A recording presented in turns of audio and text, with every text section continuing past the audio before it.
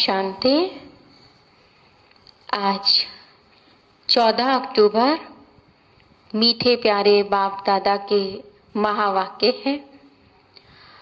रोज तो वैसे बाबा हम सभी को रोज की बाबा की शिक्षाएं ही इतनी अनमोल होती है कि अगर हम रोज बाबा की शिक्षाओं को अपने जीवन में आत्मसात करें तो हमारा जीवन थोड़ा थोड़ा करके हीरे तुल्य बन जाता है। तो आज भी बाबा ने मुरली के अंदर हम सभी को बहुत सुंदर और अनमोल शिक्षा दी है।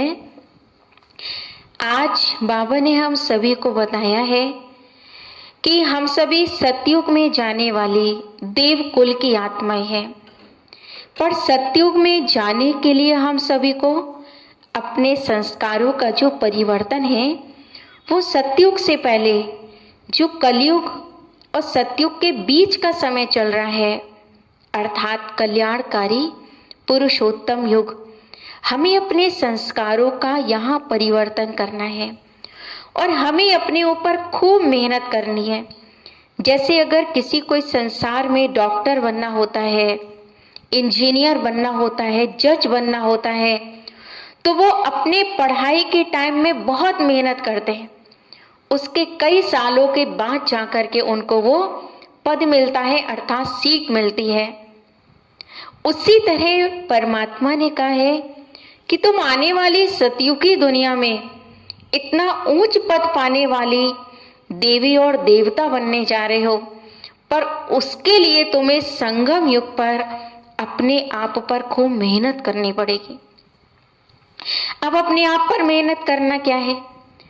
अपने कड़े से कड़े संस्कारों को ज्ञान और योग से परिवर्तन करना, शिव बाबा को रोज प्यार से याद करना, रोज बाबा की मुरली सुनना, रोज अमृत बेला करना, और दिन भर में हम चाहे कितने भी कार्य में आए, व्यवहार में आए, पर हमें कर्म करते हुए अपने को आत्मा समझने की मेहनत, ये सबसे बड़ी मेहनत है। क्योंकि जब हम आत्मा समझने की मेहनत करते हैं तब हम सतयुग त्रेता अर्थात 2 युगों तक आत्म अभिमानी रहते हैं और हमें किसी भी प्रकार का जीवन में कोई भी दुख, कष्ट, रोग और अशांति और अकाल मृत्यु नहीं होती है। और दूसरी चीज आज बाबा ने हम सभी को शिक्षा दी है कि बच्ची तुम देवता बनने वाले हो तो तुम्हें किसी से मांगना नहीं है, क्योंकि देवता अर्थात देने वाले। तो संगम युग पर भी हमें जो भगवान से डायरेक्ट मिल रहा है, चाहे वो ज्ञान है, चाहे ज्ञान गुण शक्तियां हैं, चाहे वो परमात्मा का प्रेम है, जो भी हमें संगम पर परमात्मा से मिल रहा है वो हमें सारी विश्व की आत्माओं को देते रहना है, अर्थात देवता बन करके हमें देते रहना है, हमें मांगना नहीं है। क्योंकि बाबा कहते हैं मांगने से तो मरना भला है। और तीसरी शिक्षा आज बाबा ने खास अटेंशन खिंचवाया है कि बच्चे तुम देव कुल की आत्मा हो तो तुम्हारा जो भोजन है, तुम्हारा खान पान है, वो बहुत ही शुद्ध होना चाहिए। क्योंकि देवताएं कभी लहसुन, प्याज, नॉन वेज, मीट, मछली, शराब, सिगरेट, तंबाकू आदि को टच भी नहीं करते हैं, और जो टच करते हैं और ना छोड़ने की जिनके अंदर शक्ति ही नहीं है, तो इसलिए वो आत्माएं कभी देव कुल की हो ही नहीं सकती हैं। तो बाबा के आइए हम सभी आज विस्तार से 14 अक्टूबर के महावाक्यों को सुनेंगे और सुनते सुनते ही जैसे कि हम अपने आप को बदलने की पूरी कोशिश करेंगे और बाबा से दृढ़ संकल्प करेंगे। आज बाबा ने कहा है, मीठे बच्चे, संगम युग पर ही तुम्हें आत्मा अभिमानी बनने की मेहनत करनी पड़ती है। सतयुग अथवा कलयुग में यह मेहनत होती ही नहीं है। प्रश्न है, श्री कृष्ण का नाम उनके माँ बाप से भी अधिक बाला है, क्यों? हालांकि उनको जन्म देने वाले ऊंच तो उनके माँ बाप हो गए, लेकिन श्री कृष्ण की महिमा तो अपने माँ बाप से भी जास्ती है। तो बाबा ने बताया ऐसा उन्होंने अपने माता पिता से भी ऊंच कौन सा पुरुषार्थ किया जो सारा संसार श्री कृष्ण को जानता है, मानता है, उनकी पूजा करता है, इतने उनके माँ बाप की नहीं। तो बाबा ने हम सभी को बहुत सुंदर उत्तर बताया है कि क्योंकि श्री कृष्ण से पहले जिनका भी जन्म होता है वो जन्म योग बल से नहीं होता। क्योंकि बाबा ने कहा सतयुग में श्री कृष्ण पहली आत्मा होगी, अर्थात पहला प्रिंस होगा जिसका जन्म योग बल से होगा। हालांकि उनको जन्म देने वाले भी योग बल से उनका जन्म नहीं होगा, इसलिए श्री कृष्ण की महिमा उनके माता पिता से भी जाती है। श्री कृष्ण के माँ बाप ने कोई योग बल से जन्म नहीं लिया। दूसरी बात, पूरी कर्मातीत अवस्था वाले राधा कृष्ण ही हैं, वही सदगति को पाते हैं। जब सब पाप आत्माएं खत्म हो जाती हैं तब बाबा गुलगुल अर्थात पावन नई दुनिया में श्री कृष्ण का जन्म होता है, उसे ही बैकुंठ कहा जाता है। तीसरी बात है, संगम पर श्री कृष्ण की आत्मा ने सबसे अधिक पुरुषार्थ किया है, इसलिए उनका नाम बाला है। ओम शांति। सभी प्यार से बोले ओम शांति। मीठे मीठे रूहानी बच्चों को रूहानी बाप समझाते हैं, क्योंकि हम बच्चे रूहानी और बाबा भी रूहानी। 5000 वर्ष के बाद एक ही बार बच्चों को आकर के पढ़ाते हैं, पुकारते भी हैं कि हम पतितों को आकर के पावन बनाओ। तो सिद्ध होता है कि ये पतित दुनिया है। नई दुनिया पावन दुनिया थी।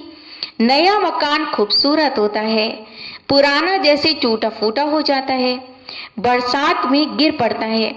अभी तो तुम बच्चे जानते हो कि बाबा आया है नई दुनिया बनाने के लिए। अभी पढ़ा रहे हैं, फिर 5000 साल के बाद आकर के पढ़ाएंगे। ऐसे कभी कोई साधु संत आदि अपने फॉलोअर्स को नहीं पढ़ाते हैं, जैसे भगवान हमें अपना बच्चा और रूहानी स्टूडेंट बना करके पढ़ाते हैं। उनको तो ये पता ही नहीं है, ना खेल का पता है, क्योंकि निवृत्ति मार्ग वाले हैं। बाप बिगर कोई भी सृष्टि के आदि मदंत के राज को समझा ही नहीं सकता है। आत्माभिमानी बनने में ही बच्चों को बहुत मेहनत होती है, और वो मेहनत कहाँ करते हैं हम? संगम युग पर। क्योंकि आधा कल्प में तुम अभी कभी आत्माभिमानी बने ही नहीं हो। आधा कल्प अर्थात द्वापर और कलयुग में बाबा कहते कूट कूट के तुम्हारे अंदर देह अभिमान भरा रहा, तो तुम आत्माभिमानी बने ही नहीं। और वो तुम्हें पूरे आधा कल्प की अर्थात 2500 वर्ष की जो मेहनत है वो तुम्हें सिर्फ एक युग में अर्थात संगम युग पर ही करनी पड़ती है। आत्माभिमानी बनने में ही बच्चों को मेहनत होती है। अभी बाप कहते हैं बच्चे अपने को आत्मा समझो। सिर्फ जब हम योग में बैठते हैं तभी आत्मा नहीं समझना, लेकिन जो भी कर्म हम करते हैं, हर कर्म करते हुए सिर्फ मैं आत्मा, इस शरीर के द्वारा कर्म कराने वाली मैं आत्मा मालिक हूँ। ये सोच करके जब हम कर्म करते हैं तो हमारा हर कर्म हमें बाबा की याद दिलाता है, क्योंकि आत्मा समझेंगे तो परमात्मा याद आएगा। कोई नाक कान आदि तो तुम्हें अब यहाँ बंद करके नहीं बैठना है। मूल बात है अपने को आत्मा समझ, बाप को याद करना। तुम आधा कल्प से हिरे हुए हो, देह अभिमान में रहने के आदती हो गए हो। पहले अपने को आत्मा समझेंगे तब तो बाप को याद कर सकेंगे। जैसे एक पेशेंट को डॉक्टर स्वतः याद आता है, एक स्टूडेंट को टीचर स्वतः याद आता है, बच्चों को माता पिता स्वतः याद आते हैं, या माता पिता को बच्चे स्वतः याद आते हैं। उसी तरह जब हम आत्मा समझते हैं तो हमें परमात्मा स्वतः याद आता है। भक्ति मार्ग में भी बाबा बाबा कहते हैं। बच्चे जानते हैं सतयुग में एक ही लौकिक बाप है, वहां पारलौकिक बाप को याद ही नहीं करते हैं, क्योंकि सुख ही इतना है। भक्ति मार्ग में फिर 2 बाप बन जाते हैं। कौन से 2 बाप? भक्ति मार्ग में एक होता है हमारा लौकिक पिता जो शरीर को जन्म देता है, और दूसरा होता है हमारा पारलौकिक पिता जिसे हम सभी श्री राम, श्री कृष्ण आदि आदि देवी देवताओं के रूप में मानते हैं। लौकिक और पारलौकिक, दुख में सब पारलौकिक बाप को याद करते हैं। सत्युग में भक्ति होती नहीं है, वहां तो है ही ज्ञान की प्रारब्ध। ऐसे नहीं ज्ञान रहता है, इस समय के ज्ञान की प्रारब्ध मिलती है। बाप तो एक ही बार आते हैं यहाँ पर। आधा कल्प बेहद के बाप का सुख का वर्षा रहता है, फिर लौकिक बाप से अल्पकाल का वर्षा मिल जाता है। अब लौकिक बाप से तो वर्षा हमें सिर्फ प्रॉपर्टी इसी जन्म के लिए मिलेगी, पर इस पारलौकिक बाप से हमें कई जन्मों अर्थात 21 जन्मों तक के लिए सुख, शांति और पवित्रता की प्रॉपर्टी मिलती है। यह मनुष्य नहीं समझा सकते। यह है नई बात। 5000 वर्ष में संगम युग पर एक ही बार सिर्फ बाप आते हैं। पूरे 5000 साल के अंदर भगवान एक ही बार आके हमसे मिलते हैं, हमसे बात करते हैं और हमें रोज पढ़ाते हैं। तो सोचिए हमें इस पढ़ाई का और भगवान का कितना रिस्पेक्ट और कदर होना चाहिए। जबकि कलयुग अंत सतयुग आदि का संगम होता है, तभी बाप आते हैं नई दुनिया फिर से स्थापन करने के लिए। नई दुनिया में लक्ष्मी नारायण का राज्य था, फिर त्रेता में राम राज्य था। बाकी देवताओं आदि के जो इतने चित्र बनाए हैं वे सब हैं भक्ति मार्ग के सामग्री है। बाप कहते हैं इन सबको अभी भूल जाओ। भक्ति था विस्तार और ज्ञान है सिर्फ सार। तो बाबा कहते हैं अभी विस्तार से सार में आओ। बिंदु वन बिंदु बाप को याद करो, बस इसी में ही सर्व प्राप्तियां समाई हुई हैं। अभी अपने घर को और नई दुनिया को याद करो। ज्ञान मार्ग है समझ का मार्ग, जिससे तुम 21 जन्म समझदार बन जाते हो। कोई दुख नहीं रहता है। सतयुग में कभी कोई ऐसे नहीं कहेंगे हमको शांति चाहिए। कहा जाता है मांगने से तो मरना भला। बाप तुमको ऐसा साहूकार अर्थात रईस बना देते हैं जो देवताओं को भगवान से कोई चीज मांगने की दरकार ही नहीं रहती। कलयुग में हम सभी द्वापर कलयुग में भगवान से मांगते आए क्योंकि कंगाल हो गए। पर बाबा कहते सतयुग त्रेता में तुम्हें परमात्मा से मांगने की आवश्यकता ही नहीं रहेगी। क्यों? क्योंकि वहां तुम संपन्न बन करके जाएंगे और संपन्न आत्माएं कभी किसी के आगे हाथ नहीं फैलाती हैं। पोप आदि आते हैं तो कितनी दुआ लेने जाते हैं। पोप कितनों की शादियां भी कराते हैं। यह तो बाबा काम यहाँ नहीं कराते ना शादियों आदि का। भक्ति मार्ग में जो पास्ट हो गया सो अब हो रहा है, फिर रिपीट होगा। दिन प्रतिदिन भारत कितना गिरता जाता है। अभी तुम हो संगम पर, बाकी तो सब है कलयुगी मनुष्य। जब तक यहाँ ना आए तब तक कुछ भी समझ नहीं सकते कि अभी संगम चल रहा है या कलयुग चल रहा है।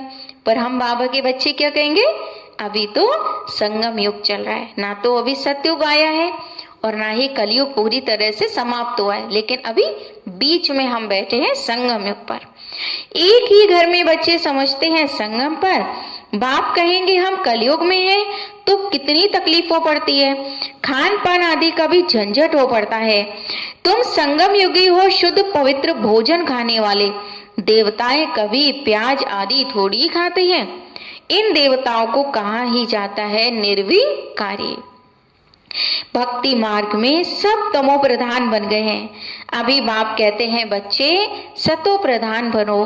कोई भी ऐसा नहीं समझे जो समझे कि आत्मा पहले सतो प्रधान फिर तमो प्रधान बनी है, क्योंकि वह तो आत्मा को निर्लेप समझते हैं। वो क्या समझते हैं कि आत्मा के ऊपर कोई भी लेप शेप पाप आदि नहीं चढ़ता है।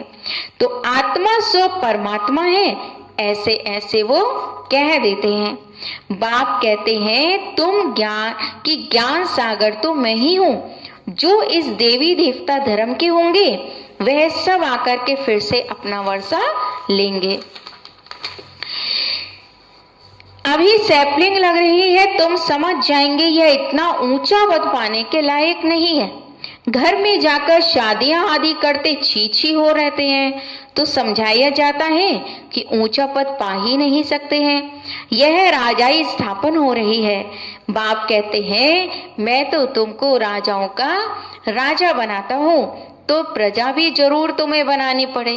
प्रजा बनानी पड़े अर्थात जब तुम अन्य आत्माओं की सेवा करेंगे, बाप का मैसेज सारी विश्व की आत्माओं को देंगे। अपने संबंध संपर्क में आने वाली आत्माओं को देंगे तो तुम राजाओं के राजा बन जाएंगे और प्रजा पर राज्य करेंगे। जानते हो, आदि सनातन देवी देवता धर्म का फाउंडेशन लग रहा है। सूर्यवंशी चंद्रवंशी दोनों राजाएं स्थापन हो रही हैं। ब्राह्मण कुल स्थापन हो चुका है। ब्राह्मण ही फिर सूर्यवंशी चंद्रवंशी बनते हैं। जो अच्छी रीति मेहनत करेंगे वे सूर्यवंशी बनेंगे।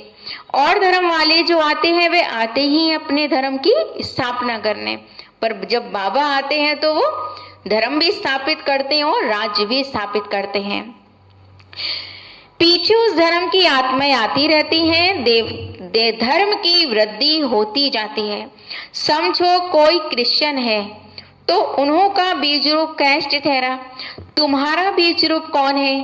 कि बाप, क्योंकि बाप ही आकर स्वर्ग की स्थापना करते हैं ब्रह्मा के द्वारा। तो ब्रह्मा है, ब्रह्मा को ही कहा जाता है प्रजापिता ब्रह्मा।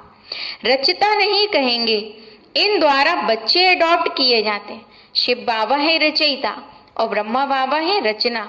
तो शिव बाबा यानी रचयिता इस ब्रह्मा रचना के द्वारा हम सभी की एडॉप्शन करते हैं, हमें अडॉप्ट करते हैं।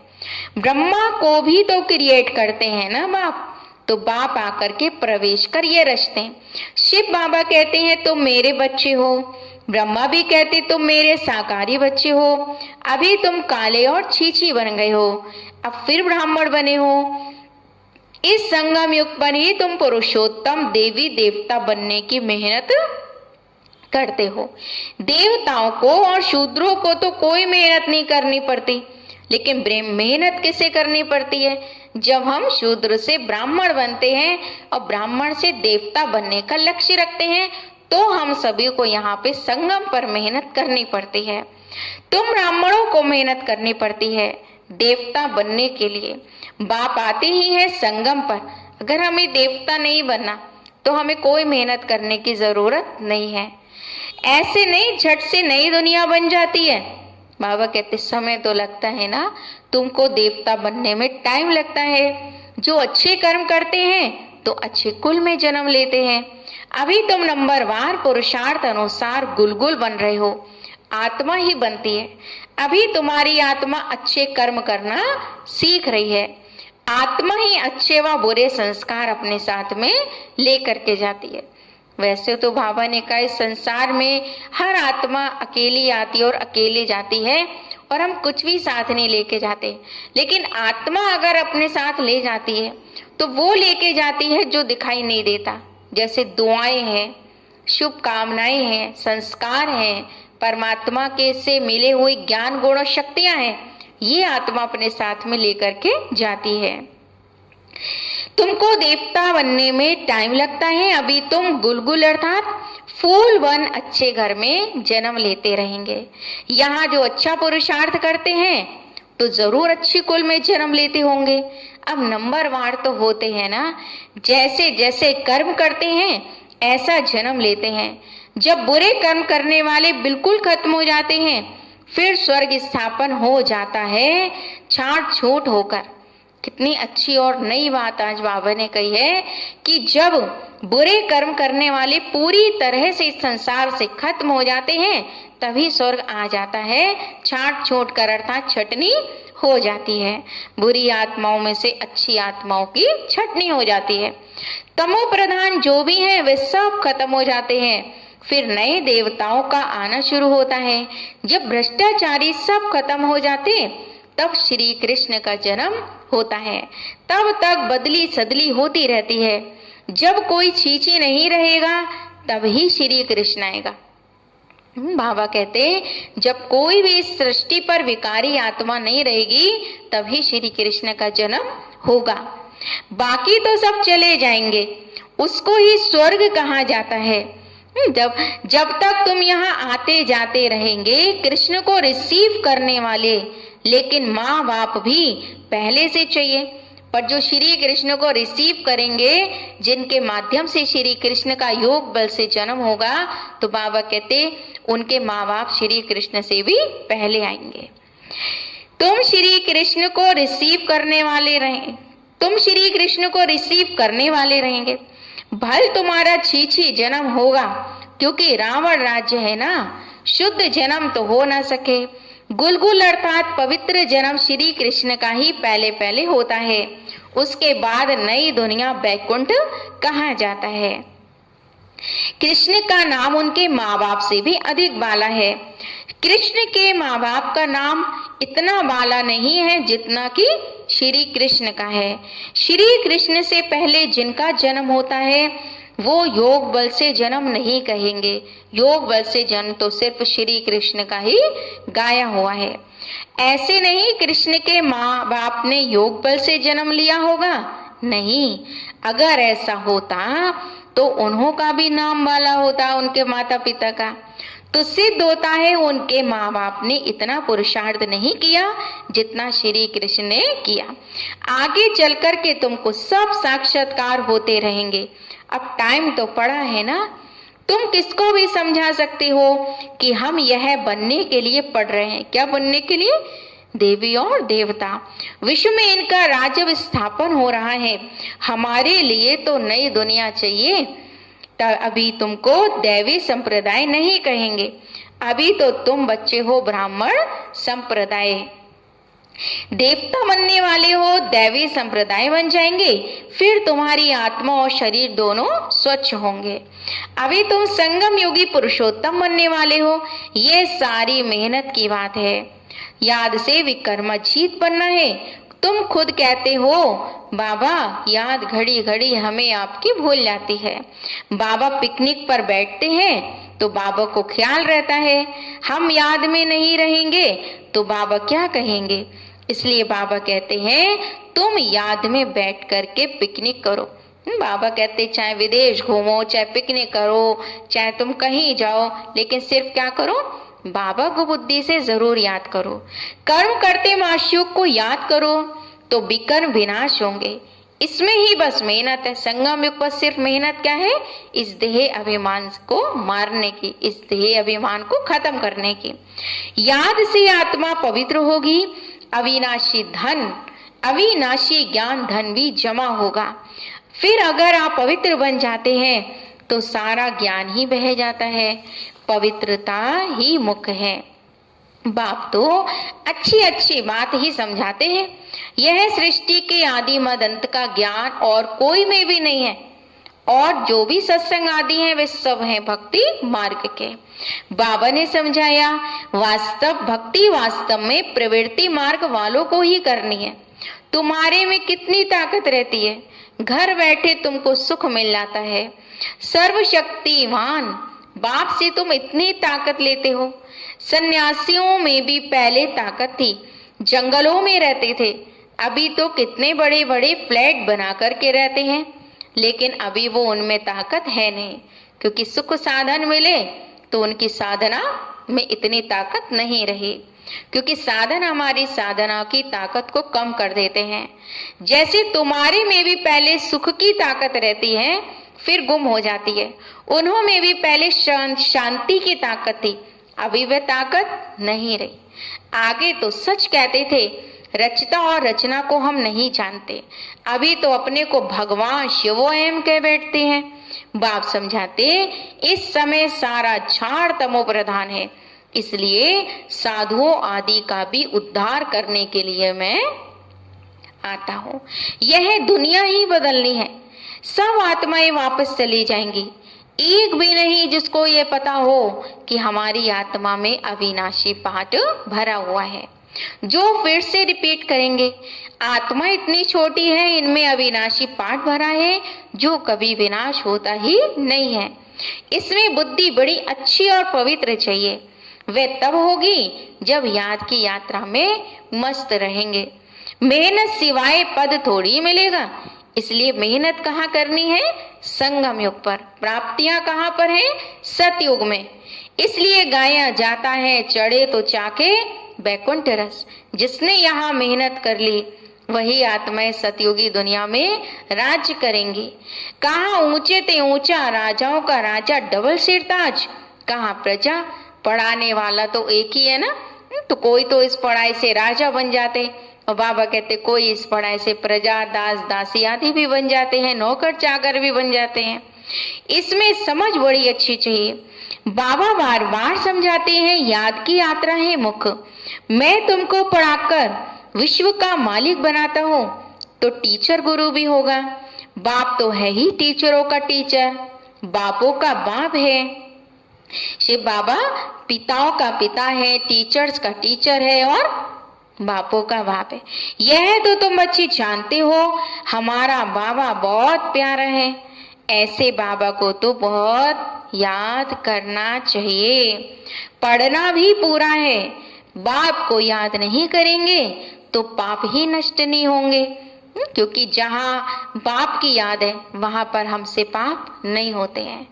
बाप सभी आत्माओं को साथ ले जाएंगे, बाकी शरीर सब खत्म हो जाएंगे। आत्माएं अपने अपने धर्म के सेक्शंस में जाकर के निवास करती हैं। फिर बाबा कहते सभी आत्माएं अपने अपने परम धाम में जाकर के बैठ जाएंगी, अर्थात रेस्ट करेंगी। अच्छा मीठे मीठे सिखी लदे बच्चों प्रति माता पिता बाप दादा का याद प्यार और गुड मॉर्निंग। रूहानी बाप की रूहानी बच्चों को नमस्ते। हम रूहानी बच्चों की रूहानी बाप दादा को नमस्ते नमस्ते, गुड मॉर्निंग। शुक्रिया बाबा, शुक्रिया, दिल से शुक्रिया। आज बाबा की इतनी सुंदर अनमोल और मीठी मुरली का सार है कि आज हमें क्या बात याद रखनी है पूरे दिन बाबा की मुरली से। पहली पॉइंट, बुद्धि को पवित्र बनाने के लिए याद की यात्रा में मस्त रहना है। बाबा ने कहा ना, हर कर्म करते हुए बस बुद्धि बाप की तरफ लगी रहे।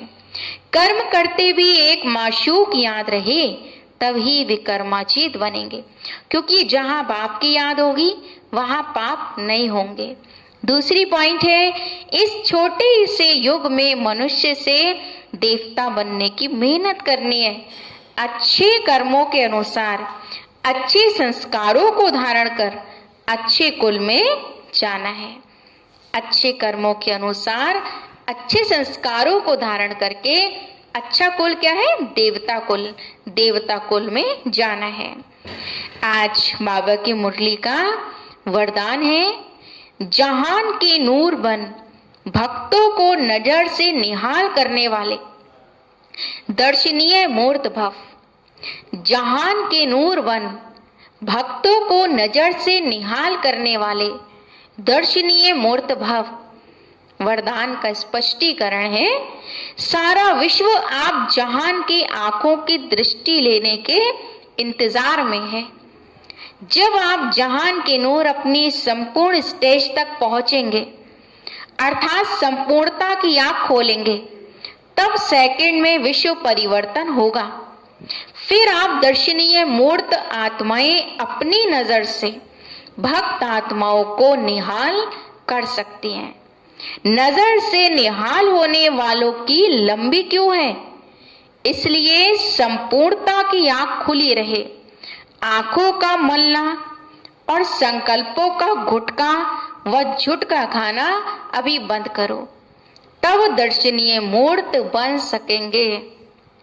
आप सभी ने समझ ही लिया होगा बाबा के वरदान को सार रूप में, कि जैसे आप देखिए हम सभी मंदिर में जाते हैं और उन जड़ मूर्तियों के आगे, उन देवी देवताओं के आगे जाकर के खड़ी होकर के हम उनसे दृष्टि लेते हैं और कहते हैं हमें अपनी नजर से निहाल कर दो। तो ऐसे ही बाबा कहते हैं कि इस पुरुषोत्तम संगम युग पर हम सभी आत्माएं दर्शनीय मूर्त हैं। तो तुम्हें भी अपनी नजर में बाबा को बसा करके सारी विश्व की आत्माओं को और भक्तों को नजर से निहाल करने की सेवा करनी है। लेकिन आप ही झुटके खाते रहेंगे, सोते रहेंगे, आंखें मलते रहेंगे, तो फिर आप औरों को नजर से निहाल कैसे करेंगे? तो नजर से निहाल करने के लिए आंखें खुली चाहिए। इसलिए हम सभी को यहाँ बाबा ने सिखाया है कि आंखें खोलकर बाबा से दृष्टि लो। तो जब बाबा से आंखें खोलकर हम शक्तियां लेते हैं, तभी हम अपनी आंखों से परमात्मा की शक्तियों को अन्य आत्माओं तक और भक्तों को ट्रांसफर कर सकते हैं। आज बाबा की मुरली से स्लोगन है, निर्मल स्वभाव निर्माणता की निशानी है। निर्मल स्वभाव निर्माणता की निशानी है। निर्मल बनो तो सफलता मिलेगी। निर्मल स्वभाव निर्माणता की निशानी है। निर्मल बनो तो सफलता मिलेगी। जितना बाबा कहते स्वभाव निर्मल होगा, उतनी ही आपके अंदर निर्माणता कितनी है वो आपके निर्मल स्वभाव से ही पता चलती है। और जहां पर निर्मल है वहीं पर ही सफलता निश्चित है। अच्छा, ओम शांति।